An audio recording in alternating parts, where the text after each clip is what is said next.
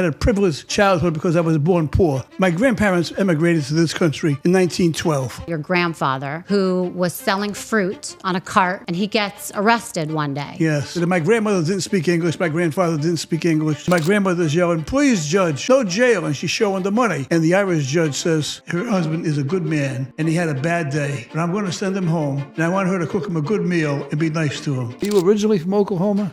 No, I born in Pakistan and then I grew up there. What do you miss most about being home? Food. The food? When I was 10, 12 years old, we didn't have hot running water, and our house was heated by this potbelly stove. My dad put his hand on my shoulder. He was giving me lessons about life, and he said, "Someday you're going to be a lawyer." Explain what that first moment was like as a judge, that first day for you. This woman came in, she had 3 children. She had a terrible attitude. She says, "I just can't pay this fine. I got 3 kids, I can't pay." She was so obstinate that I fined her the full amount. So as soon as court's over, my dad comes in chambers. I said, "Dad, how did I do?" He said, "How did you do? You did terrible." He said, "You fined her the full amount. How do you know she's going to be able to feed her kids tonight? How do you know she can't pay her rent? You got to go behind the facts. You can't do that. You got to find out what people are about, what their circumstances are." And he gave me a real tough sermon, Right. and it changed my thinking thereafter. I'm 96 years old and I drive slowly. I was going to the blood work for my boy. He's handicapped. And Daddy's still taking care of him, right?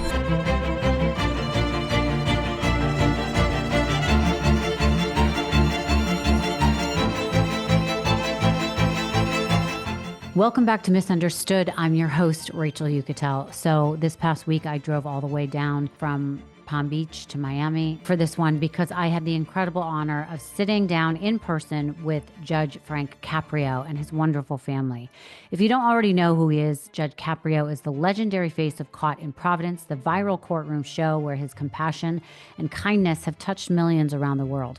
But beyond his show, he's been a dedicated public servant for decades, and his approach to justice, one rooted in empathy, has made him a true icon. Now he's sharing even more of his wisdom in his new book, Compassion in the Court, where he reflects on his life, his philosophy, and the power of kindness in the legal system.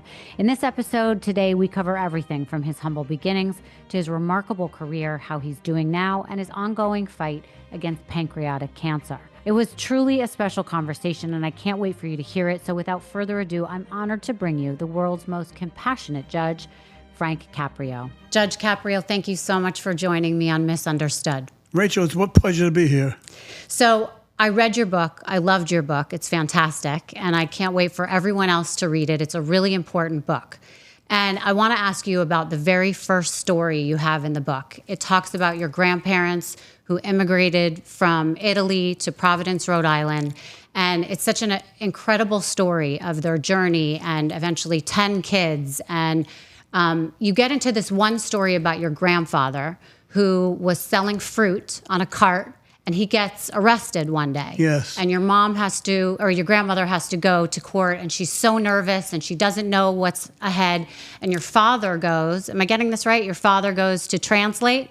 Yes. Tell me about that, because I know that you had heard that story a lot as a child. Well, my grandparents emigrated to this country in 1912. Mm-hmm. And there was a massive emigration from Europe to the United States back in those days, people seeking a better life, and that's why they really came here. Mm-hmm. My grandmother had 10 children.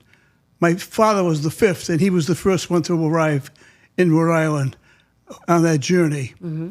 He was a fruit peddler, and on one particular day, he and his friends, after peddling fruit all day long, decided to have a libation. And they got a little rowdy, and they got arrested. And my grandmother didn't speak English. My grandfather didn't speak English.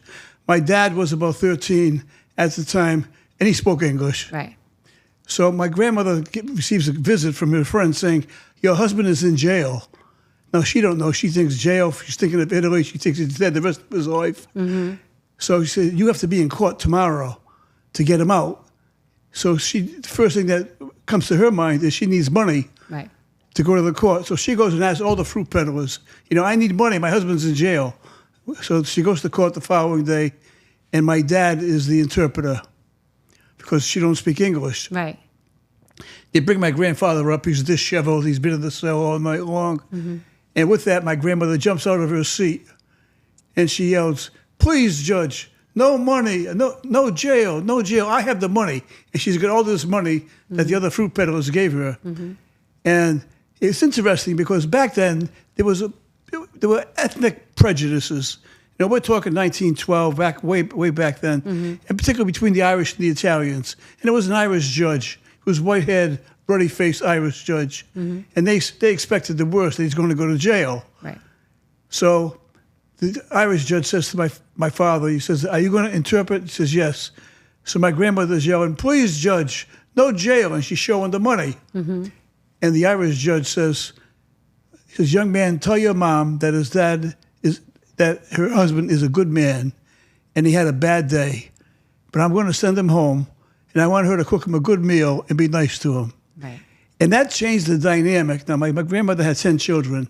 That story was a family story about justice, about compassion, you know, and and all of the Irish, Italian prejudices in our family disappeared as a result of that one story. Right. But it was a story of compassion and understanding. Right. And how much compassion and understanding do you think that your father saw growing up? Do you think that was part of his upbringing, or was it a tough upbringing for your father? Well, it was a double shield. It was that judge, but it was also the prejudices of that day, because that's when there was the most massive immigration in the history of this country around 1912, 1950, actually longer than that, 1920. Right. So you were born in Providence, Rhode Island. I was. Tell me about your childhood. I had a great childhood. I say I had a very privileged childhood, and I mean that in the truest sense of the word. I had a privileged childhood because I was born poor. Now, a lot of people would think that's very tough, not a privilege. Explain that. But I was born poor, and I appreciated everything in life. You know, so Christmas time to me wasn't, boy, I'm going to get a bunch of toys. We had love and understanding. We went to Mass together. My father was one of 10. My mother was one of 8. And both families would get together on the holidays. And that was our holidays. It wasn't exchanging expensive gifts. It was a family unit. It was understanding and helping each other. Right. And that was my early childhood that I cherish. So you remember happiness and kindness growing up? It was full of happiness and kindness. Yeah. That was both families. Both families. So you're a highly educated person. Talk to me about your education and how you had these opportunities, because you were one of the first that had opportunities like this, right? When I was probably 10, 12 years old, we lived in what they called a cold water flat, which means we didn't have hot running water. And our house was heated by this potbelly stove. I remember it like it was 10 minutes ago. My dad put his hand on my shoulder. He was giving me lessons about life. And he said to me, he said, someday you're going to be a lawyer. Did you want to be a lawyer? After that, I did. Yeah. I never entertained the thought. Right. But I'm only 10, 12 years old. I'm not thinking of my future occupation. He says, and you can't judge poor people like us. Right. I never wanted to be anything else except a lawyer, except I didn't realize that it was fraught with danger, because I had to then actually go to college and law school. I didn't appreciate that when I was 10. Right. I thought you just became a lawyer. Right. You didn't realize how hard it could be to go down that road. I didn't have the money to go to college, so I worked in a restaurant washing dishes and working the counter. And then after that, it was time to go to law school. And I had been accepted to Boston University School of Law, but I couldn't afford to go. So I taught school in Providence, Rhode Island, days for 2 years. And then while I was teaching, I went to night law school in Boston and drove to Boston for 4 years, nights, to get my law degree. Can you talk about the opportunity you got to teach people? How did that come about? Well, there was a professor at Providence College. His name was Father Quinn, and he was in charge of the education department. His family actually owned the Boston Braves baseball team. Oh, wow. So I figured he's never going to understand my problem. I don't have any money. And I went to see Father Quinn and explained my situation to him. He could not have been better. He says, I'm going to make sure you get all of the education requirements so you can teach. He said, but one thing you have to promise me is that you will go to law school. And I'm glad he did that because I had many weak moments along the way. Right, right. Well, it sounds like a lot of discipline was instilled in you. You had some other jobs when you were younger. I know you helped your dad on the milk truck, yes. right? Oh, Can you yeah. talk about that a little? Well, I worked on, my dad would wake my brother and I up like 4 o'clock, 5 o'clock in the morning. My brother was 2 years older than I was. And we'd say, Dad, he'd say, if you don't want to do this the rest of your life, you make sure you stay in school. So he was a very firm believer in education, thankfully. Right. Amazing. What were some challenges you ran into as you were on your path to get your law degree? Were there times where you thought, oh, I really don't want to do this or I can't do this? Every time I was driving to Boston. Not really. It was a goal that I had. My father put his hand on my shoulder and said, someday you're going to be a lawyer. I was discouraged and I was tired, but I never really thought about quitting. It never entered my mind. So failure was not an option. Right. Right. That's a really important lesson too, right? You talk a lot in the book about just kind of showing up, making sure that you are accountable and you show up for things you're supposed to, because that puts you in the position for your next step. Can you talk about that and how that, what that means to you? Well, I think your presence is like 95% of the battle. Being there to letting people know that you care for them and that you're firmly interested in their well-being. Right. And not your well. So many times people give advice for what's in their best interest. But I've always subscribed to the theory that you want to help the person you're talking to. Yeah. And I got that from my father. Right. What other things did your father teach you? Well, my father taught me decency, understanding. My father was a milkman, and he would work on his milk truck, and his area that he was in was an immigrant area, and there was a lot of poor people. And he was ordered by the company that if they didn't pay the milk bill within 2 weeks, he was to stop the milk and not deliver milk. He had his own policy. If they had children, he didn't stop the milk. Right. And many times he even would put money from his own pocket to pay a portion of that bill and tell the company they were trying. So it was by his example, that I learned. It wasn't by empty words. So many times parents and others give advice. They're all empty words. Yeah. But I had the exemplar right before me with my dad and my mom. Did you get to witness the appreciation that some of these people had for your father when he did that for them? Absolutely. Absolutely. My father was a extremely well-loved man. His name was Tup. Tell me that story. That's a great story. Or Tup of Toffee. My grandfather was a fruit peddler, and they'd go down to the farmer's market at 5 o'clock in the morning and load up their fruit cart. And on this particular day, it was a little chilly, and my father was minding the cart while my grandfather was in a restaurant with his friends having coffee. And after a while, my father went into the restaurant because it was cold. And his father says, would you like something? And he says his face was so frozen that he ordered a cup of toffee. He couldn't say cup of coffee because his face was frozen. Right. So from that day on, he was known as Tup or Tup of Toffee. And everybody called him that. Everybody called him Tup until the day he died. Amazing. Yeah. Amazing. I want to go back to your education for a minute. I must have made your parents, but your father, incredibly proud to see the path you went on. When you finally passed the bar, when you became a lawyer, talk about that moment. What was that like for you? That was a moment of extreme gratification because it was from the time that he put his hand on my shoulder besides the potbelly stove. And just to digress for a moment, sometimes you don't have to become histrionic or give big sermons to point somebody in the life. Sometimes it's just a matter of putting your hand on their shoulder, right, and giving them some advice that comes from the heart. And that's what happened with me with my dad when he put his hand on my shoulder and said, "Someday you'll be a lawyer." And it was a tough road, driving to Boston 4 nights a week, coming back. But I wouldn't want to disappoint him. I didn't want to disappoint myself either. Right. Did you have an idea of what kind of path you wanted to take? I mean, I know some people are into criminal justice. Some people want to be family and marriage counselors, or lawyers. What was it for you that you really wanted to do when you went through law school? That's a very good question because I really wanted to be a lawyer, but I wasn't thinking of specializing, for example, in corporate greed or anything like that. I really wanted to be a neighborhood lawyer. You did? And I was. And I was. Can you talk about like the first the first job you had once you got your law degree? What were you doing? When I graduated from where? When you graduated and you got your law degree, what were your first jobs after that? Oh, I had several jobs. I worked for the city as a lawyer for the city. I worked for the state prosecuting cases, and I had private practice.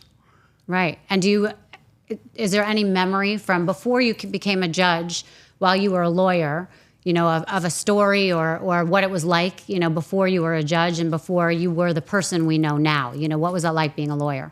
Well, I had some very interesting cases. I had an interesting case where a young man came in for a divorce, and he was so distraught because he didn't want the divorce, and he ended up killing his wife. Oh, wow. So, I could just give you a litany of cases like that. We ended up trying him for murder, and he was found not guilty by reason of insanity. So he actually spent 15 years in jail. They let him out. Oh, wow. Wow. So did you like doing private practice? Did I what? Did you like doing private practice? Did you like doing I love cases private like practice. that? Yeah. Yes, I love private practice. It's a one-on-one situation. You know, when you're dealing with real issues, real people. You're not dealing with corporate America. Right. You're not dealing with a big checkbook. Half the people that came in couldn't afford it from my neighborhood. Right. Anyway, they come in they didn't. They come in. Frankie. Right. As soon as they said Frankie, I knew I couldn't charge them. Right. Right. So talk to me about how you became appointed a judge. Do you remember that story? I do. As a matter of fact, it was because of a dear friend of mine who was the mayor at the time. His name was Joe Paolino. And Joe was a former president of the city council and member of the city council from the district in which I lived. And I knew him, and he was very talented. And I helped him in his campaign. And he called me one day and says, we have a vacancy on the Providence Municipal Court. And the vacancy is created and appointed by the Providence City Council, not by the mayor. And so I was fortunate that Joe was able to use his influence with the city council and his recommendation for me to be a judge. And that's how it all happened, and I've never forgotten it. So for you, did you have to hesitate, or were you like, yes, this is what I want to do next? Did you have to hesitate when he asked you, or were you like, oh, no, yes? I didn't hesitate at all. Yeah. No, that was a dream come true. Right. So before we started seeing you on TV as a judge, explain what that first moment was like as a judge, that first day for you behind the bench. First day, I'm all full of myself now. I'm a judge, and I have the robe, and I'm the boss, and I'm up there, and this woman came in. She had 3 children, and she had a terrible attitude. And she says, I just can't pay this fine. I got 3 kids. I can't pay, and I don't care what you do. And I was a little rough with her, So finally, she was so obstinate that I fined her the full amount, which she couldn't pay, so I put her on a payment plan. Right. And my dad was at the court because it was my first day, and he wanted to see his son on the bench the first day. So as soon as court's over, my dad comes in chambers. I said, Dad, how did I do? I feel great now. He said, how did you do? You did terrible. I said, I did terrible. He said, that woman. I said, what woman? He said, the woman who had the 3 kids. He said, you fined her the full amount. How do you know if she's going to be able to feed her kids tonight? How do you know if she can't pay her rent? You got to go behind the facts. He says, you can't do that. You got to find out what people are about, what their circumstances are. And he gave me a real tough sermon. Right. And it changed my thinking thereafter. So does that mean like literally the next day you went on the bench and you listened to cases, you started to really think about their experience and their human experience and if they deserved a second chance or... Absolutely, because of my dad. Yeah, amazing. A lot of things because of your dad, right? Basic unit of society, the family unit. Yeah. You know I love a good glow up, but let's talk about a real game changer for your daily routine. That's AMAZFIT. What if your smartwatch could do more than just track steps? What if it actually helped you live better, move smarter, and feel amazing? I have such a great product for you guys. I'm so excited to tell you about it. AMAZFIT isn't just a smartwatch. It's your personal wellness coach with advanced fitness tracking, 24/7 heart rate monitoring, and even stress management tools. It keeps you connected to your health in real time. Whether you're crushing a workout, managing a busy busy schedule, or just trying to get better sleep, AMAZFIT has your back. It has 160 plus workout modes, from swimming to running, advanced sleep monitoring. It literally has everything. You will never get bored. You will never find something that it doesn't have. I'm really obsessed with it. I've been using it, and let me tell you, it's sleek and stylish. I wear it every day. I wear it every night. It's super comfortable. It lasts up to 10 days on a single charge. No more stressing over dead batteries midday. Plus, with built-in Alexa and tons of sports modes, it's like having a personal trainer on your wrist. The Zepp app has made tracking my fitness, calories, and even sleeping better. So if you're ready to take your fitness and wellness to the next level, check out AMAZFIT. Head to amazfit.com/understood to grab yours today and start living smarter with a 10% off discount. Again, it's amazfit.com/understood for 10% off. You know, for years, they've told us how to manage our health, mandates, restrictions, all of it. And now when we try to take control for ourselves, they push back. No thanks. That's why I'm making my health a priority with Field of Greens. Let's be real. Eating healthy is key to staying healthy, but life gets busy. Sticking to a perfect diet every day, not always possible. That's where Field of Greens comes in. It's real whole fruits and vegetables, doctor selected for specific health benefits, heart, lungs, metabolism, even healthy weight support. One drink and I'm getting a head start on my day. I've never been a fan of plain water. It's just so bland. But mixing Field of Greens into my daily routine has changed that. The wild berry and strawberry lemonade flavors are my personal favorites. They add a delicious twist that makes drinking water enjoyable and helps me stay hydrated throughout the day. Plus, I've recently added their Radiance Collagen peptides to my regimen. It's another new favorite of mine, supporting healthy skin, hair, and nails. I feel the difference. More energy, better gut health, just overall better. And Field of Greens promises that at your next checkup, your doctor will notice too, or your money back. Can you believe that? Take control of your health today. Go to fieldofgreens.com and use code UNDERSTOOD for 20% off. That's fieldofgreens.com. Use code UNDERSTOOD for 20% off. I cannot wait to hear how you feel. So how long was it before you started filming that you were behind the bench for 38 years? Did I get that right? So somehow in there, you guys got the smart idea to start filming it. We'll get into that in a minute. But how many years were you a judge before you started filming? I was a judge 20 years before we even started filming. Right. I have a younger brother who was a traffic engineer, but for some reason he wanted to be a videographer. So he came to see me to help him buy some cameras to be a videographer, because he thought he could film all these events, because the state of Rhode Island had a public access state. They had just formed a public access station, and he was able to secure 2 hours a day on public access. Right. And there was such competition for it. He felt so proud of himself. Right. I have 2 hours a day on public access. That's a lot of time back then. Yeah. The problem was he didn't have the content to put on, so he was befuddled. And my wife suggested, "Why don't you film your brother's court program?" And what was your reaction? My reaction was, absolutely not. I don't want him in the courtroom. Well, you know who won that argument. Right, exactly. So do you remember what that was like, having a camera and your brother in the court at the beginning? Did you not even notice? It started off just being local in Providence, Rhode Island. And it actually ignited. It was on at like 2 o'clock in the morning and midnight. Right. And people would call in, and there was a number you could call in. People would call in, and they'd argue with each other. And if I gave somebody a break, they say he's too lenient. And if I didn't give him a break, they say, he's not lenient enough. Right. And so it was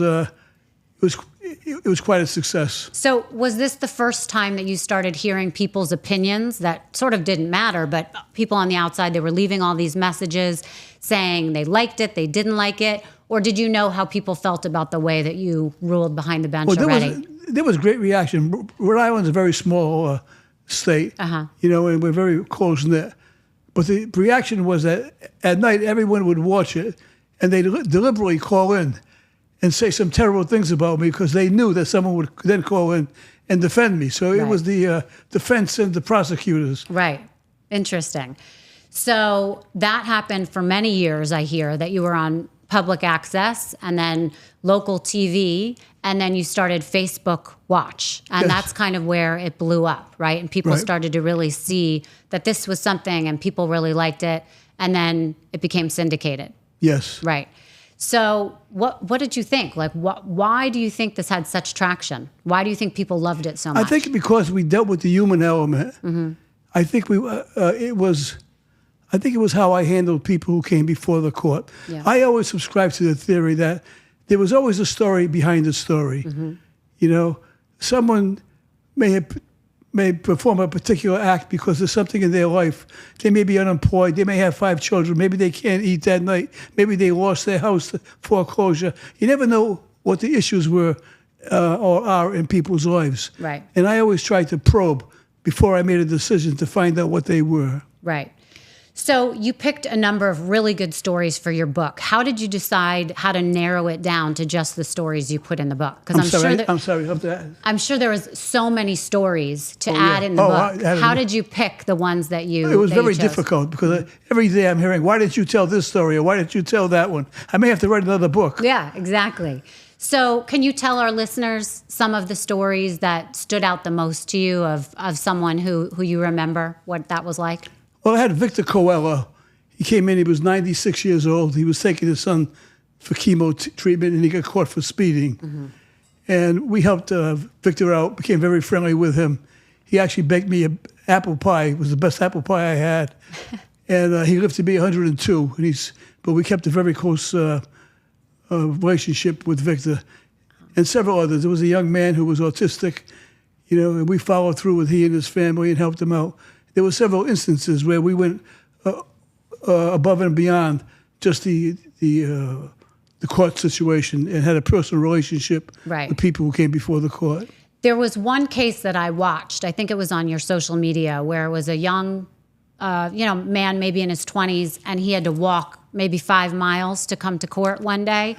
And it really brought me to tears because you could see the moment in his face and in his demeanor where he didn't expect you to be lenient, and he couldn't even pay the fine because he couldn't, he didn't have bus transportation to get back. And it was just the most incredible story. And that's when I first started to see that to see how different you were as a judge, because you really looked at someone who probably has felt misunderstood much of their lives, which is probably how they ended up in your courtroom. Yeah. He walked from East Providence to Providence, about 5 miles. Yeah. So you listen to stories when someone's obviously lying to you, or they'll make something up, and someone comes in like that, and you say he had such a respect for the institutions of government that he actually walked 5 miles and came in. And he didn't make a big deal about it either. Yeah, right. Was there anyone that it was very difficult to be kind to because they were so disrespectful, or they didn't care? Quite a few. So how did you handle them? Each case is different. By the time they finish, usually it would be on the arraignment. I'd have them come back for a trial. And then at the end of the trial, they'd be a different person. Right. Are there any stories that to this day, and I don't mean the stories of what happened in the courtroom, but the person themselves that you remember and it really bothered you, either their circumstance or something that you really remember and you wonder how they are now? Well, I have some good ones. Okay. I have a fellow come in, a few years back, and he was what he referred to himself as a bad boy.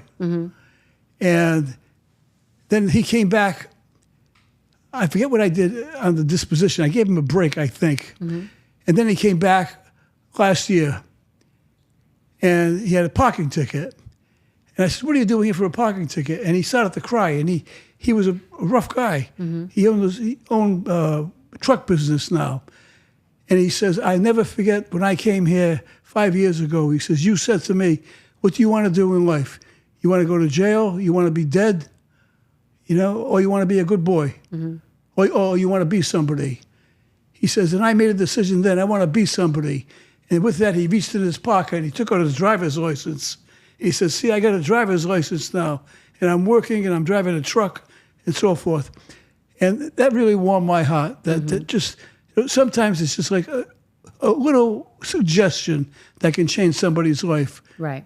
It's not usually an upheaval. Right. Yeah. It's just that little bit. And also somebody taking a moment to really understand who they are, which is what they saw in you. The fact that you care Sometimes you can change somebody's life, not by yelling at them and screaming at them or giving them a sermon or trying to send them someplace for advice, by putting your hand on their shoulder Right. and telling them that you care, Right. that you really care. So how has this felt to see how big you've gotten from social media and your show? What is that like to now be somebody who's up for Emmys? All social media, we have 25 million views. Hasn't changed me at all. I'm grateful. I think it's all because of my upbringing. I think it's because of the lessons that I learned at my father's knee of understanding. And I learned it by example of compassion and understanding, I remember my father always saying, if you can help somebody, help them. If you can help them, help them. Right. And that sort of permeated our family unit. Your courtroom is so different because of the compassion that you show to the people coming through there. Do you ever watch these other shows that are on TV, No. like Hot Bench or Judge Judy when it was on, those kind of things? So the difference is that we are an actual court proceeding, and they are stage productions. Right. So they're all predetermined. Right. So I've seen them, and I have respect for Judge Judy. I think she does a great job. She's, as far as court judges are concerned, she's the star. Right. What do you think of, the fact that your brother came up with this idea basically to film, and then how long did he film in the court with you? Decades, right? He filmed, I think, 20 years. Yeah.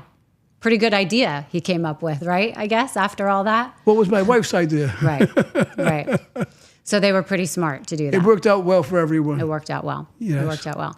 So even though you've been out of the court for a couple years, you guys are still on the air. People are still seeing what you do. Talk to us about what you've been doing the last couple years. I'm sorry, I didn't hear The last couple years, what have you been doing since you've been off air? But, we still see you on air, but what have you been doing? You're spending a lot of time with family. Well, I've been spending a lot of time with family. We're doing a lot of interviews, a lot of podcasts, and a lot of exposure. Right. Now, we all know we've been following along with you on your health journey. How are you feeling? Well, it's a long road. I'm still battling. I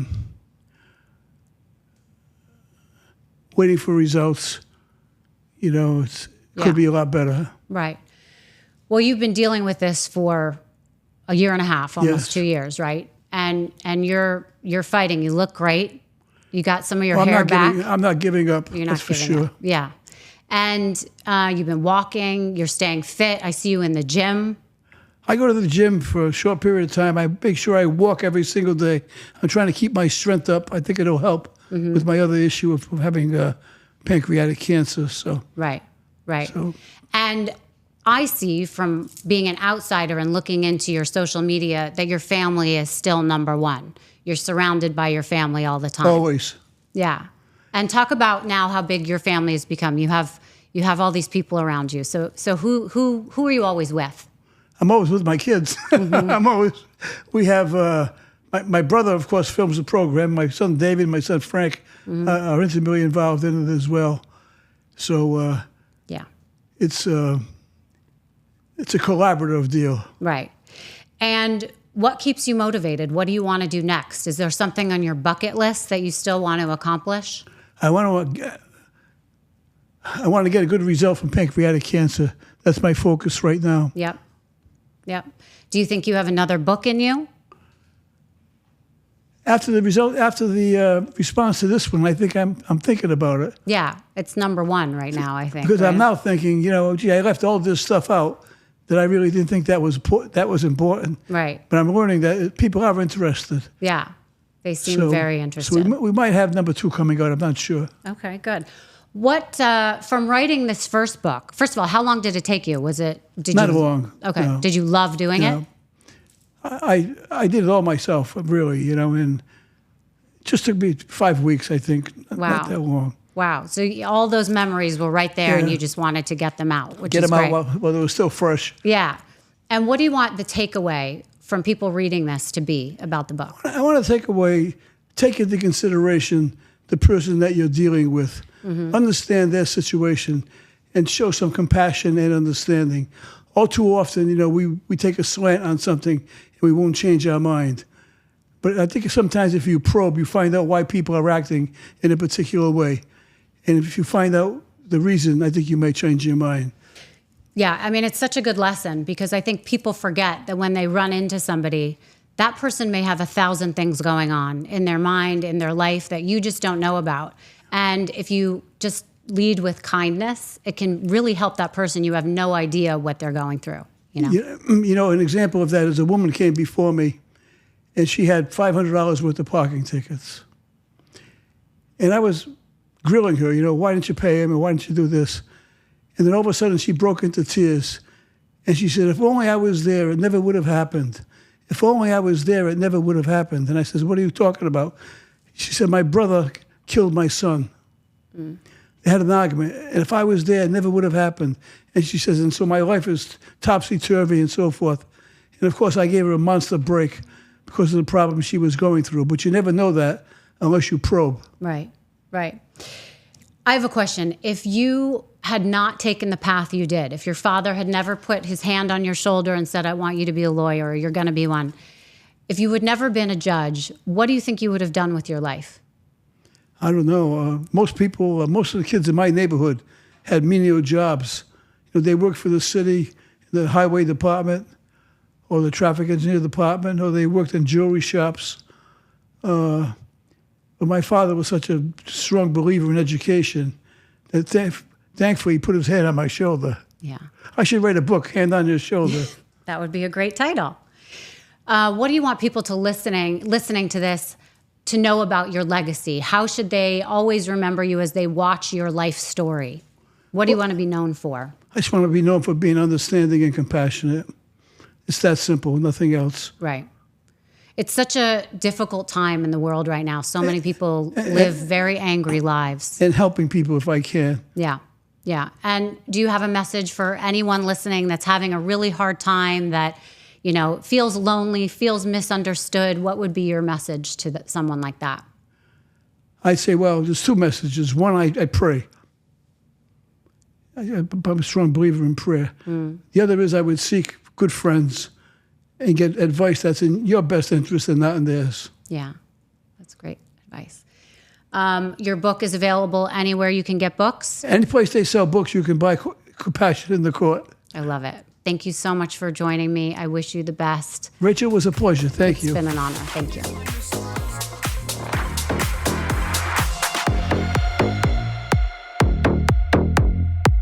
Thank you so much for listening to Misunderstood. I'm your host, Rachel Yucatel. Please be sure to subscribe to the show and give us a 5-star rating and review.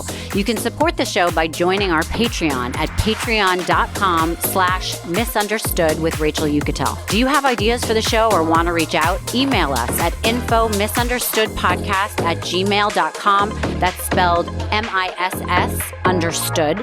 Thank you so much, and I'll see you next time.